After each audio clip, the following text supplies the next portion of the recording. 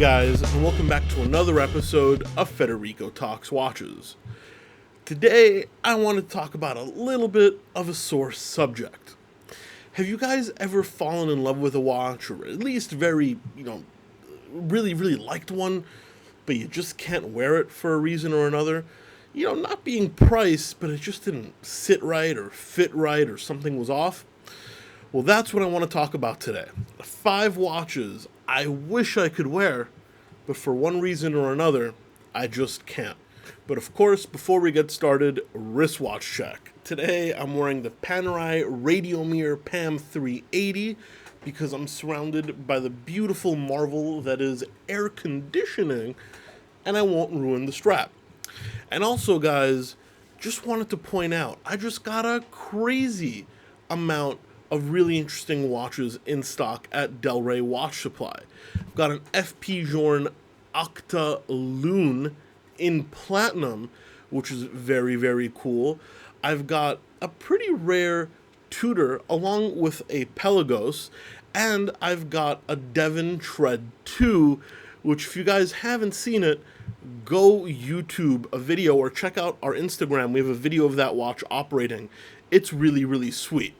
And, of course, I've got a ton of things in the hot deals section with reduced pricing that you guys should go check out. That's at delreywatch.com, link in the description below. Anyway, guys, let's get right into the 5 watches I really wish I could wear, but for one reason or another, I can't. And also, all these gripes, they're my personal opinions. Just because I feel this way doesn't mean you might not love these watches. But unfortunately, as much as I do like them, these issues are a little too much for me to get over when it comes to wearing them. And the first one is going to be a watch I adore. And I've had it in stock a few times, and I love it, but I just can't wear it. It's the Omega Speedmaster Mark 40 with the colored dial. Automatic 7751 movement with the day date and chronograph. This is a 39 millimeters. Now guys, 39 millimeters isn't that small. I have a big 8-inch wrist, but I can wear 39. However, this watch has very short lugs, and it just looks ridiculous on me. It looks like a 36 millimeter, it looks smaller than a 36 millimeter Datejust. And for that reason, as much as I love the colored dial, the tritium, the movement and the value that they bring, I just can't really put one on my wrist without looking ridiculous. It is way too small for me.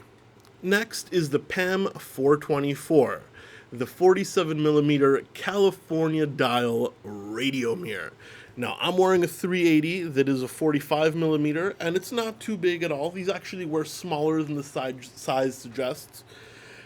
But this one almost has an issue, which is, I love driving, I love cars, and I generally drive with my left hand on the wheel. I guess I'm just used to driving stick. And when my hand is on the wheel, the crown on this watch digs into my hand. And with the 424 being 2 millimeters larger, that would really be an issue. Now, as much as I love the Panerai history, and I'm a Paneristi, and I love the California dial, the plexiglass. I mean, it's almost the perfect Panerai for me. It's just too damn uncomfortable. That crown digs into my hand like nobody's business. And that makes me really sad, because just by looking at it and just by knowing its history, that could possibly be my one and only Panerai. But unless I cut out a chunk of bone and make space for that crown, it just ain't gonna happen. Now we have the Rolex President 36 millimeter, the Tony Soprano watch. I'm a huge fan of the Sopranos. Maybe it's a little stereotypical being a New York Italian, but I love it. And you know what? Tony was a big guy, and on him, it looked great. And I know my boy Christian over Theo and Harris loves it as well. But you know what? Maybe because The Sopranos was a 90s show and it's been so long, and I'm used to the modern look, it just doesn't feel right. Now, the 36 millimeter Rolexes are infamous for wearing a lot bigger than they sound. However, it's just too small for me. Maybe if it was a 38 millimeter, which everybody would say is blasphemous, and I agree, because the 36 millimeter Datejust and Day Date are iconic, I just can't pull it off. Or maybe I can pull it off, but I just don't feel comfortable in my own skin when I rock a 36 millimeter Day Date, even though I really, really want to. Now we get into another one of my first loves, and that is the Breitling Marine Big Date in steel. 39 millimeters rubber strap, and size is not the issue here. I think it looks great on my wrist, and it's the perfect hybrid of sporty and dressy. You know, it's a dressier watch, the rubber makes it sporty, but you could also swap it out to gator to, you know, once again turn it into a dress piece. It's just that really, really high quality buckle is so damn uncomfortable. Breitling uses, instead of rubber keepers, they go the extra mile and they put metal keepers for their strap. But they just dig into the underside of my wrist.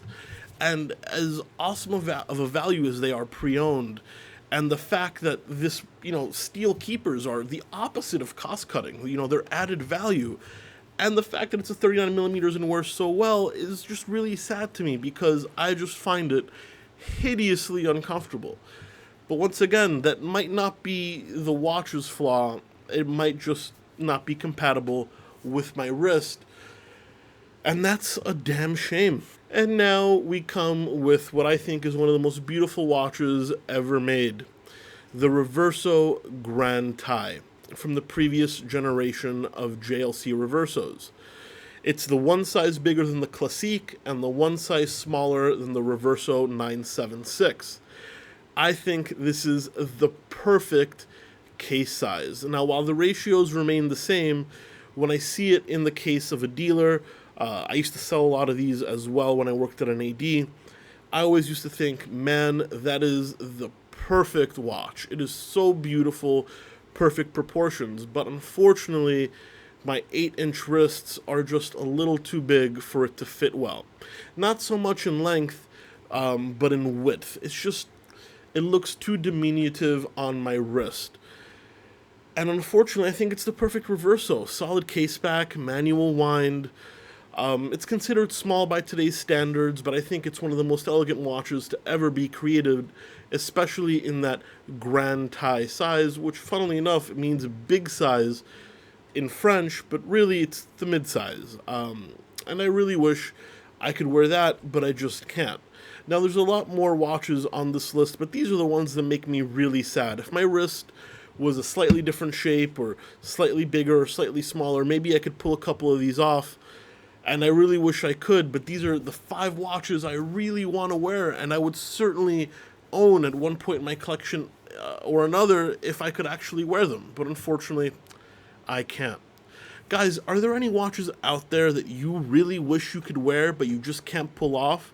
Too big, too small, too heavy, too uncomfortable? I'd like to know. Leave me a comment in the comment section below. Also, please don't forget to give this video a thumbs up. It really, really does help me out. And don't forget to subscribe so you don't miss any videos. And of course, you gotta go check out delraywatch.com, where not only do I have a lot of great new stock to sell, but I also buy watches and service them. Well, not personally, but I have a master watchmaker who services them if you guys need a hand with that. Guys, thank you so much for watching another episode of Federico Talks Watches, and I will catch you in the next one. Take care.